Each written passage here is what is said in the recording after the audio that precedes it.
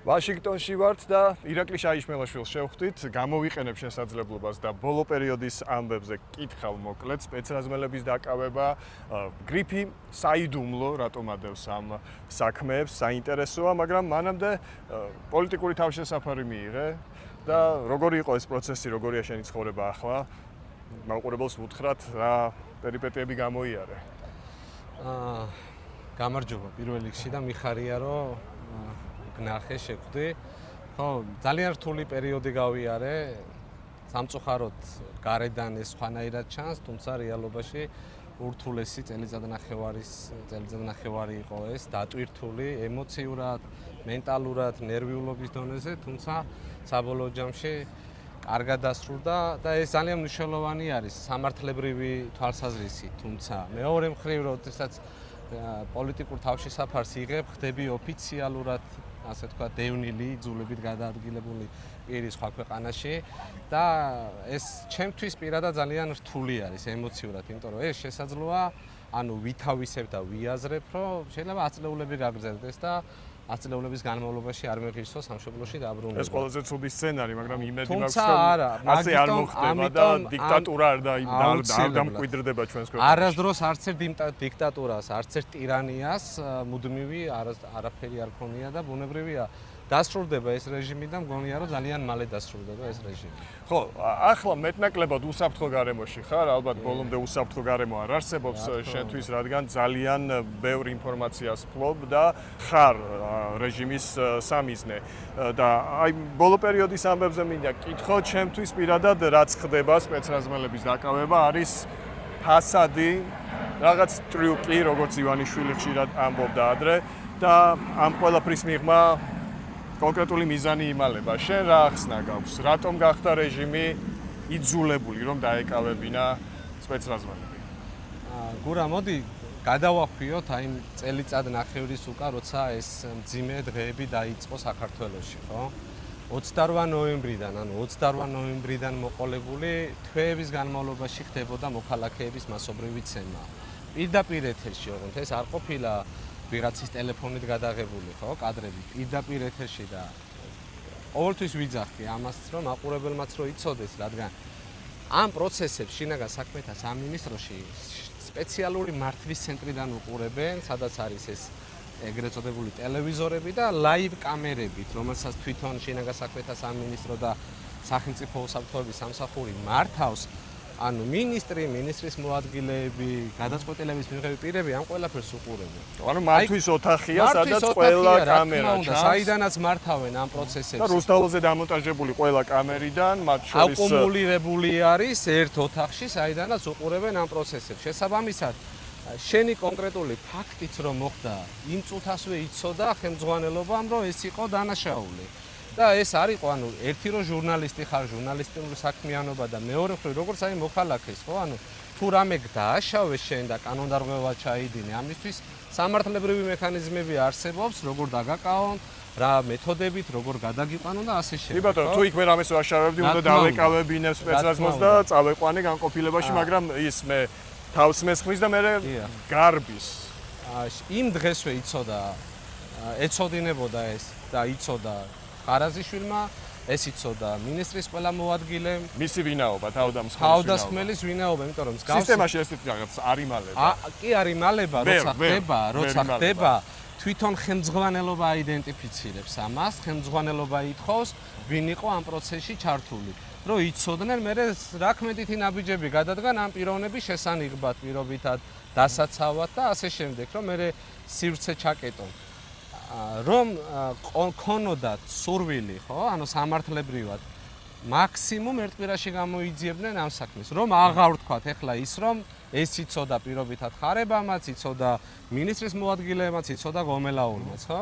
ანუ სამოქმედო გეგმები არის განგრძობითი ხასიათის და ერთი არის მინისტრის გეგმა, მაგრამ ყოველდღიურად ამოცანისთვის ცალკეული გეგმები კეთდება განსაკუთრებულ დავალებათა დეპარტამენტში, სადაც კონკრეტულ ლოკაციაზე კონკრეტული პირადი შემადგენლობის რაოდენობა და პასუხისმგებელი პირები არიან განსაზღვრული. ხო, და სადაც ეს თავდასხმის კონკრეტული ფაქტი მოხდა, ამ შემთხვევაში ჩემზე თავდასხმა იქ რომელი დანაყოფი იყო იციან. ამ დანაყოფში ვინ იყვნენ წევრები, ყველა იციან. გადაწყვეტილების მიღები პირი, ანუ მარტივად მეთაური მარტივად შეეძლოთ დაებარებინათ პირობითად რომელიღაცა მთავარი სამმართველოს უფროსი, რომელიც იმ დღეს იმ მონაკვეთზე იყო პასუხისმგებელი, გამოეკითხათ მთავარი სამმართველოს უფროსი, სამმართველოს უფროსის მოადგილე, განყოფილების უფროსის მოადგილე, ქვეგანყოფილე, იცით რამდენი რგოლი არსებობს, ანუ რომელი რგოლი დაიკითხა და რომელმა რგოლმა თქვა რომ არ ვიცი. მე ახლა ვითხოვ ამ ადამიანების გამოკითხვას, არ გამოუკითხავთ. ანუ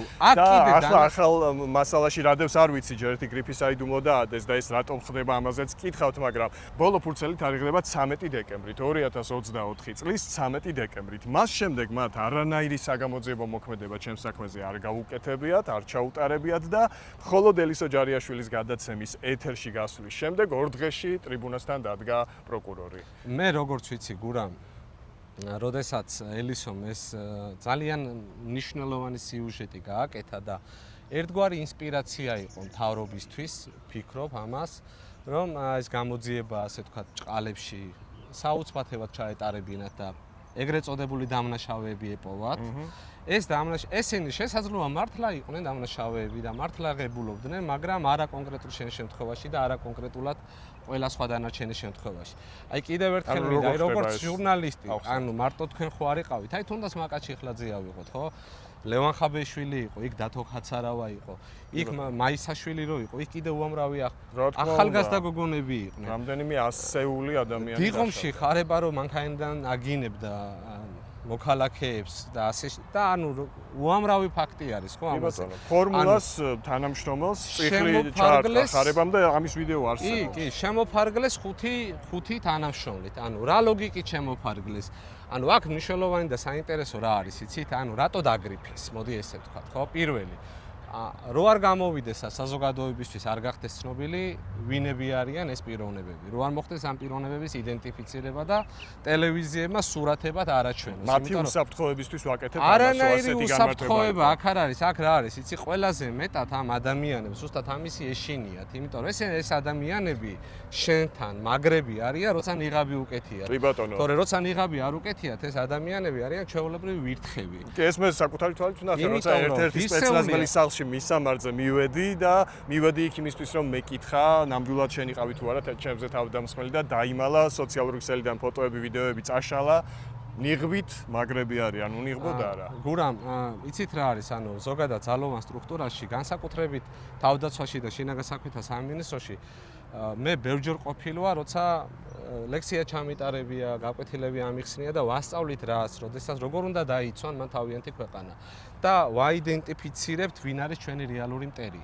ჩვენი მოქალაქეები, ჩვენი მტრები არასდროს არ ყოფილან და არც არასდროს არ უნდა იყვნენ. რამდენადაც არ უნდა მოგწონდეს და არ მოგწონდეს პირობითად შენი ნებისმიერი საზოგადოების აქტივიზმი, გამოხატულება, ჩვენი ვალდებულება არის, რომ ვუზრუნველყოთ მშვიდობიან გარემოში მოგეცეთ შესაძლებლობა თქვენი პროტესტით გადააფიქსიროთ. ეს არის ფუნდამენტი სახელმწიფოებრიობის, თორე ჩვენი მტერი დღეს რეალურად დგას თბილისიდან 40 კილომეტრში. ჩვენი მტერი რეალურად დგას აფხაზეთის საზღვრებთან, რომელიც ჩაკეტილი აქვს და მე ვიტყოდი უფრო ახლოს არის მთავრობის კანცელარიაში, პარლამენტში და ასე შემდეგ. ხო, შესაბამისად, ანუ ეს ადამიანები, რომლებიც ნიღაბში ჩაცმულები შენ ახალგაზრდა გოგოებს, ახალგაზრდებს, საკუთარი შვილის ტოლებს ცემის გარდა, ანუ ფაქტები, რა ვიცი, მე მგონი ახსოვს საზოგადოებას, როგორ ძარცვავდნენ მოქალაქეებს. მათ შორის ჟურნალისტებს კამერები წაართვეს, ტელეფონები და რატო არ უნდათ, აი ეს არის კითხვაზე პასუხი, რომ ამ ადამიანების არ მოხდეს ლუსტრირება, იმიტომ რომ ეს ადამიანები თავიანთ სივრცეში, თავიანთ სოციალურ წრეში, თავიანთ სოფელში თუ საიმ საზოგადოებაში სადაც ტრიალებენ, იქ შეიძლება იმ ხალხმა საერთოდ არ იცოდეს, რომ ესენი რეალობაში ვინები არიან, რისი გამკეთებლები არიან. ესენი აი ერთგვარი როგორ დავარქვათ, რა ვიცი, ძაფს სიუჟეტიანი ფილმი, რომ ნიღაბს რო გაიკეთებენ და მერე რომ ხეცები ხდებიან და ნიღაბს რო მოიხდიან და ჩვეულებრივი მოქალაქეები არიან თითქოს. ხო, შეიძლება თქვენს გვერდზე იყო, შეიძლება საზოგადოებრივი თავშეყრის ადგილებში შეხვდეს. პირველი ამიტომ დაგრიფეს ეს და მეორე იმიტომ რომ არ მოხდეს რეალურად საზოგადოებისთვის იმ სურათის წარმოჩინება, როგორ გავიდნენ ამ ადამიანებზე. ანუ მაშინ მოუწევთ ხო, ანუ ახსნა როგორ მოხდა ამ ადამიანის იდენტიფიცირება? ანუ რა საგამოძიებო პროცესები გაიარა ამ თლიანად გამოძიების ეტაპებმა, როცა მივიდნენ, რომ კი, ნამდვილად სიტყვაზე გიორგი ბოლოთაშვილი არის დამნაშავე, რომელიც ახლა ვიცით სახელი და გვარით და იმიტომ რომ მანამდე დაკავებული ეგ იყო. აი რანაირად მივიდნენ? შესაბამისად, ანუ ეს ადამიანები არიან შერჩევითი, რანაირად მივიდნენ? არანაირად, გურამ, აი ისევე როგორც პირობითად ლევან ხაბეიშვილის შემთხვევაში დაურეკეს მაშინ ქარცივაძეს და სამი შეურაცხყოფილი თანამშრომელი მოაყვანინეს გედედიდან, რომლემაც თქვეს, რომ უსმინეთ და თავი შეურაცხყოფილად ვიგრძენით. ანალოგიურ შემთხვევაში იყო აქაც, ანუ იყო ასე თქვა გარკვეული შეთავაზება, ფინანსური შეთავაზება, იმიტომ რომ მე ვიცი, მიმდინარეობდა დაბარებები ინტენსიურად შინაგან საქმეთა სამინისტროში თანამშრომლების და კონკრეტული ფინანსური შეთავაზება ხდებოდა ამ კონკრეტულ საქმეებზე პასუხისმგებლობის აღების ნაწილში. ვიღაცა დათანხმდა, ვიღაცა არ დათანხმდა, როგორც ჩანს, ან რაღაცა გარკვეული უფრო მეტი კომპრომატი ჰქონდათ ამ ადამიანებზე, ან შუამავლები ყავდათ ერთგვარი. ამ ადამიანებს შესთავაზეს კონკრეტული კომპენსაციები, მერწმუნეთ, ანუ როგორც კი მაქსიმუმ 1 წელიწადში ანუ საზოგადოებას დაავიწყდება, ეს შენ არ დაგავიწყდება, მაგრამ საზოგადოებას სამწუხაროდ, იმიტომ რომ მუდმივად რაღაც ახალი ხდება და დღის წესრიგიდან ჩაიწევს დღის მათ გამოუშვებენ. მათ გამოუშვებენ ციხიდან. ეს დაპირებაა, რაც მათ მისცეს. რა თქმა უნდა, არა მარტო დაპირება, ერთგვარი შეთანხმება არის ეს. და ეს პირველად ხდება ამ სისტემაში, ასე ხდებოდა ხშირად. ეს სამწუხარო, ასე ვთქვათ, პრაქტიკა დანერგილი არის შინაგან საქმეთა სამინისტროში და ზუსტად ეს არის, ანუ ხო, რა პრინციპით აარჩიეს ეს ადამიანები, ვისაც ბოდიში ჟარგონისთვის, მაგრამ შეტენეს ეს საქმე ფულის და გარკვეული პრივილეგიების სანაცვლოდ. ნახეთ, ხარებას კომენტარს რომ მოусმინე, რაღაცნაირად მეეჭვება, რომ ხარება იყოს ამ პროცესში ჩართული, იმიტომ რომ გაღიზიანებული იყო, ვინაიდან ჩაგვიშვესო. კი. როცა ჩემს საქმეზე კითხეს, ჩაშვება იყო შიგნიდან ჩაგვიშვესო. ხო, ეს ჩაშვება თვითონ, ანუ ნახე, მაგათვის უცხო არ არის. ანუ მათი სოფხედელობა როგორ არის, იცით, მოწყობილი, რომ თუ მაგალითად ხარებასთან მიქონდათ ინფორმაცია, ეს ჩაშვებათ არ ითვლებოდა და თუ სხვასთან გააკეთებდნენ, ეს მაშინ კიდევ უფრო ბილსიტყვაობით მოიხსენიებდნენ ამას. შესაბამისად, ანუ მე მგონია, რომ ეს ხარებას გვერდისავლით გაკეთდა და ხარება იმიტომ იყო გაღიზიანებული, რომ იქ არ არის გამორიცხული, რომ ვიღაცამ შეიძლება ხელი ან მისკენ გაიშვიროს, ან მისი რომელიმე მოადგილისკენ, ან რომელიმე მისი მთავარი სამმართველოს უფროსისკენ, იმიტომ რომ კიდევ ერთხელ ვიძახი გურამ. შემთხვევით და უნებლიეთ არავის არაფერი არ გაუკეთებია, მათ შორის შენთან მიმართებაში, ხდები? ანუ ამ ადამიანებს ჰქონდათ კონკრეტული მითითება. აი სანამ დაიწყებოდა ღონისძიება, ამ ადამიანების მიმართ, ანუ საზოგადოების მიმართ იყო ესეთი ნარატივი, რომ ესენი არიან სამშობლოს გამყიდველები, ესენი არიან მოსყიდული აგენტები, ესენი არიან LGBT თემის წარმომადგენლები და რაც უფრო მათ ფიზიკურად ძლიერად გაუსწორდებით, უფრო მეტად დაიცავთ სახელმწიფოს. ესეთი ცნობილი ჩანაწერი თქვენ გახსოვთ, რომელიც ნაციონალების დროს არის გავრცელებული, რასაც მე ქართული ოცნება ამას ძალიან ხშირად იყენებდა, რაც უფრო მეტი დაკავებული, მით მეტი პრემია გეცოდინება. ანალოგიურად, ზუსტად იდენტურად ხდებოდა ხარებას შემთხვევაშიც. ანუ პრემიები, რაც უფრო მეტი, ანუ და აი მახსოვს მეტი პრემია. მახსოვს 29-ში, როდესაც ვესაუბრე უკვე და მე გადაწყვეტილი მქონდა, მე 29-დან მქონდა ჩალაგებული, დაწყებული წამოსვლა.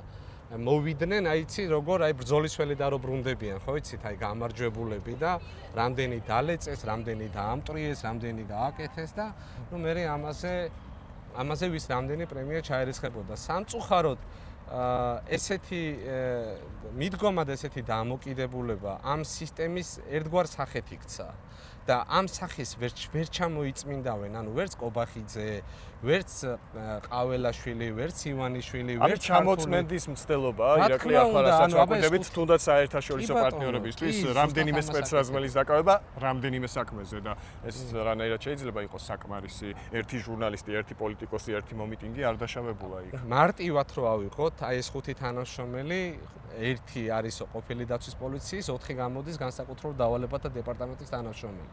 გედედეს დირექტორი, ანუ ხარაზიშვილის პასუხისმგებლობას ადგას, ანუ მისი დეპარტამენტიდან 4 დაიდენტიფიცირებული, როცა ძალიან ბევრი იყო. და პომპეზურად 2024 წელს წარადგინეს ღირსების ორდენი გადასცეს. ხდები? ანუ ეს ხო შეუთავსებელი არის, ეს ხო არ არის გულწრფელი დამოკიდებულება. ეს არის არა მარტო შენი და იქით მდგომი საზოგადოების, ხო, მათი ამომრჩევლის მოტყუებაც არის, იმიტომ რომ ანუ მათი მიდგომა და დამოკიდებულება არ არის სამართლებრივი სახელმწიფოს შექმნა. ამათი დამოკიდებულება და მიდგომა არის, რომ რაც უფრო მეტად შეშინებული ეყოლებათ საზოგადოება და ამას მიზანმიმართულად აკეთებენ, ანუ შემთხვევით არ ხდება, ანუ ნihilizmis დათესვა, შიშის დათესვა, აქციების მოკლა, გრძელვადიან პერსპექტივაში ვინმეს, ანუ ნებისმიერი ქმედებას უპირისპირებენ ძალადობას, რათა შენ არ გადადგა ხვალ, არ გააშუქო, ჩამოგაშორონ პროფესიულ საქმიანობას, დაგაკარგინონ მოტივაცია და ასე შემდეგ. ხო, მაგრამ თუ ფასადის შექმნა უნდათ, მხოლოდ შემსრულებლების, რიგითი სპეცრაზმელების დაჯერეთი საკმარისი არ არის და მხოლოდ საქმეზე ეს საერთოდ აბსურდია, მაგრამ მაშინ უნდა გავიდნენ დამკვეთებზე, იმ ადამიანებზე, ვინც დანაშაულის ჩადენის შემდეგ სპეცრაზმელებს ხელს აფარებდა. მათ ხელმძღვანელებზე, ვისი გამოკითხვაც, მათ შორის ხარაზიშვილის გამოკითხვაც, მე ახლა ხელახალი კომუნიკაციის შემდეგ პროკურატურასთან მოვითხოვე, ხო? ასე უნდა გაგრძელდეს თუ ფასადია, არავინ არ დაკითხავს ხარაზიშვილს. ხო, ეგ არის მე აბსურდი. და თუ ესეთი დაკითხვის ოქმი გაჩნდა, მერწმუნეთ, რომ ხარაზიშვილს უბრალოდ მიუტანს პროკურატურას სახლში, რაღაც ბუტაფორიას და ხელს მოაწერინებს. ხო, დიდი თხოვნით და დიდი ბოდიშების მოხდით მოაწერინებენ ხელს. ხო, მე აი თვის ბოლოს ივნისის ბოლოს უკვე საქართველოში ვიქნები და დავესწრები ჩემს სხდომას, მართალია გრიფის საიდუმლო ადევს, მაგრამ მე თვითონ მინდა ბევრ კითხვას გავცე პასუხი და ვნახოთ რა არის საქმის მასალებში. სამწუხაროდ გასაჯაროების უფლება წამართმეს. ვერ შევთავაზებს საზოგადოებას ამ სხდომის და მტკიცებულებების, რა ვიცი, ანალიზს, იმიტომ რომ ვერ ვლაპარაკო. თუმცა შეგიძლია სამართლებრივად იმის თქმა, ეს რეალური გამოძიება იყო თუ დადგმული სპექტაკლი. რა თქმა უნდა, დადგმული სპექტაკლია, იმიტომ რომ ელისო ჯარიაშვილის გამოძიებიდან 2 დღეში დადგა ტრიბუნასთან პროკურორი და თქვა, რომ საქმეები გავხსენით და მანამდე 2024 წლის 13 დეკემბრის შემდეგ ჩემს საქმეში ერთი ფურცელიც კი არ ჩამომატებიათ. მე მჯერა რომ ეს ჟურნალისტური გამოძიება იყო, ბიძგის მიმცემი რომ რაღაცა დაფაცურდნენ და რაღაცა შეკრეს და სანამ პროკურორი დადგებოდა ტრიბუნასთან პროკურატურაში და შინაგან საქმეთა სამინისტროში თანამშრომლების დაბარება ხდებოდა. კი ბატონო. და მათ შორის მაგალითად ვიზეც იყო ელისო ჯარიაშვილის რეპორტაჟში საუბარი. აქტიურ კომუნიკაციაში იყო სუსთან და ეთხოვდა მათ მფარველობას და გარანტიებს. ნახოთ, გაირკვევა სიმართლე, მაგრამ ირაკლი, მე მინდოდა მეკითხა ახლა დაკავებულები, აი კიდევ ერთხელ მიუბრუნდები ამ თემას, რა პრინციპით შეირჩნენ, აი შესაძლოა ისინი საერთოდაც არ იყვნენ რეალური თავდამსხმელები და უბრალოდ რადგან მათი ნაწილი უკვე ციხეში იყო, უთხრეს რომ ბარემ აი ეს დანაშაულიც აიღეთ თქვენს თავზე და დაგიფასდებათ. მე როგორც ვიცი, დაახლოებით 300,000 ლარზია საუბარი პრემიის სახით. $300,000-მდე. 150,000-დან $300,000 არის ქეშის სახით. აი რაც არის ასე თქვა ცნობილი, ეს არის გიორგი ბოლოთაშვილი. გიორგი ბოლოთაშვილი იყო იმ მთავარი სამმართველოს ხელმძღვანელი, რომელსაც ქვია ეგრეთ წოდებული მასების მართვის სამმართველო, რომელიც მონაწილეობდა დაკავების ჯგუფებში, მოდი ესე დავარქვათ და რომელიც პირდაპირ იყო ჩართული აი ამ ხელჩართულ ბრძოლებში, ოღონდ არა 2024 წლის 28 ნოემბრიდან გაგრძელებულ აქციებში, იმიტომ რომ მაშინ უკვე ბოლოთაშვილი აღარ იყო შინაგან საქმეთა სამინისტროს თანამშრომელი. შესაძლოა ბოლოთაშვილი მონაწილეობდა 2023 წლის პროცესებზე, ან მონაწილეობდა 2024 წლის მარტის აქციებზე და ასე შემდეგ, მაგრამ ნიშანდობლივ ის არის, რომ ბოლოთაშვილი დაკავებულია სინჯიკაშვილის სინდიკატთან მომხდარი დაპირისპირების გამო, ამიტომ ეს არის ჩემი ლოგიკური და ანუ რაც ვიცი შიდა სამზარეულო და მათი მიდგომა და დამოკიდებულება, შესთავაზეს, რომ შენ მაინც დაკავებული ხარ, დამატებით შესთავაზეს ანაზღაურება, დამატებით შესთავაზეს გარკვეული საქმეების საკუთარ თავზე აღება და შესთავაზეს უახლოეს პერიოდში ციხიდან განთავისუფლება. წინამდელ შემთხვევაში მას ელოდებოდა იმ დანაშაულზე, რაზეც დაკავებული არის, მაინც ასჯელი და რატო არ აიღებდა ხო ეს ადამიანი? ანუ ამ შემოთავაზებას. დანარჩენებიც, ანუ ჩემს შემთხვევაში ვიძიებთ ჯერ კიდევ ჩვენი წყაროებით, ჩემზე თავდამსხმელი შესაძლოა ისევ ეგრეთ წოდებული ნარუშილოვკით თავისუფლად გადაადგილდებოდეს ახლა პრივილეგიებით ქუჩაში. ამას ვარკვევთ. თუ ეს სცენარი ნამდვილად სიმართლეა, უცნაურია, რატომ მოხდა ეს ამგვარად. ჩემზე რეალური თავდამსხმელი რატომ არ არის დაკავებული და მის ნაცვლად სხვა რატომ ზის ახლა გისოსებში.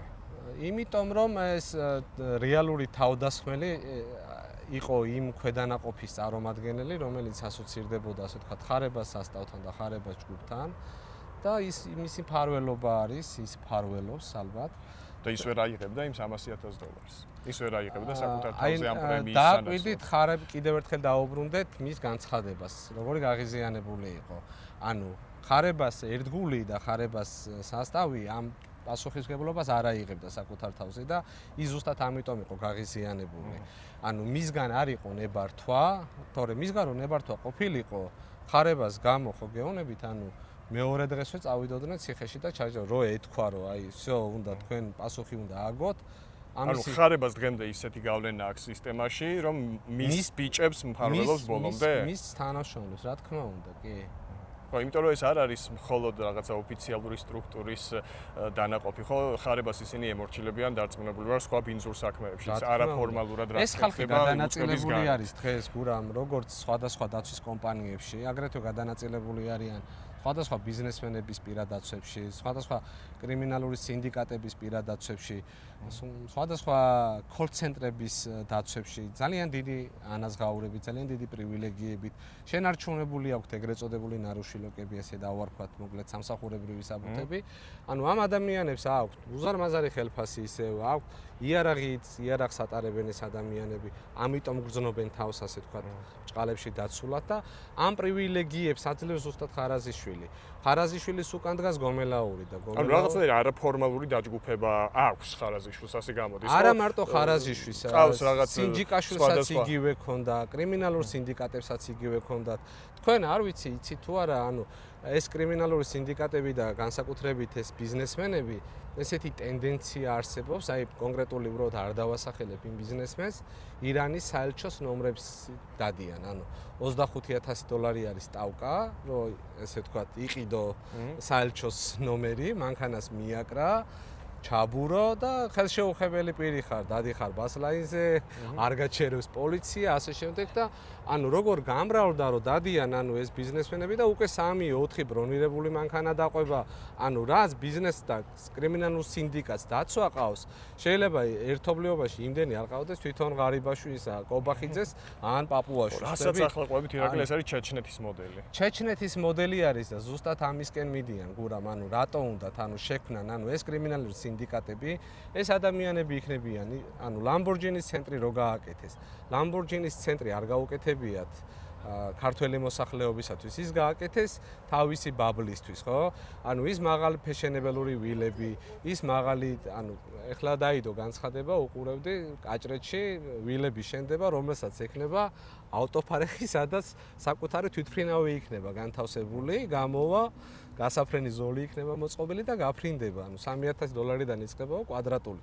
ანუ ვინ იყიდის ხო ამას? ანუ ჩვეულებრივი საარსებო მინიმუმი საქართველოში რამდენი არის და საშუალო ხელფასი საჯარო მოხელის რამდენი არის და მერე დავითვალოთ, აბა ის ადამიანები თუ შეიძლება. ანუ ეს კომფორტი იქნება ზუსტად აი ამ სინდიკატებისათვის და ბერას ეგრეთ წოდებული ვიდეოები, ხო? ანუ იმ ჩეჩნებთან, იმ აზერებთან, ანუ ამ ეს ქვეყანა უნდათ რომ ჩაკეტონ, ანუ ამათი სურვილიც არის რომ გაუქმდეს სავიზო რეჟიმი, ჩამოეშვას რკინის ფარ და ანუ მოაქციონ ერთგვარ, ასე ვთქვათ, ვაკუუმში, სადაც თავიანთი კომფორტი ზონა ექნებათ ხოლმე, იმიტომ რომ ამ ადამიანებს საქართველოს, ასე ვთქვათ, ქართული ოცნების ამომრჩევლებს, როცა გაიღვიძებენ და მე ეჭვება რომ ამათმა გაიღვიძონ, თუ გაიღვიძეს უკვე გვიანი იქნება, იმიტომ რომ არ იქნება ინტერნეტი, არ იქნები თქვენ, არ იქნები ტელევიზია. დღეს კიდევ რითაც სუნთქავს ეგრეთ წოდებული, ეს იქნება პროტესტი, ეს იქნება ოპოზიცია, ეს იქნება განსხვავებული აზრი, სუნთქავს თქვენით, სუნთქავს ოპოზიციური ტელევიზიები და აი ეს ახალი კანონმდებლობა და შემდგომში, რასაც აანონსებენ და ეს იქნება ინტერნეტის შეზღუდვა, ზუსტად ამისთვის არის მიმართული. ლოგიკური ფინალი იქნება და საბოლოოდ დავუშვებთ ალბათ ვიმსახურებთ.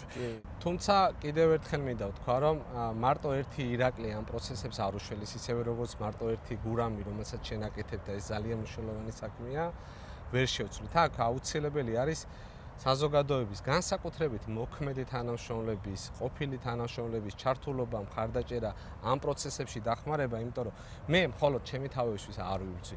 მე რო ჩემი თავისთვის ვაკეთებდი, ამას საერთოდ არ გავაკეთებდი გულწრფელად გეუბნები. მე ვაკეთებ არა მარტო მე ვაკეთებ ჩემი შვილების თაობისთვის და კიდევ ერთხელ ვიძახი, მე მინდა რომ დაუბრუნდე საქართველოში.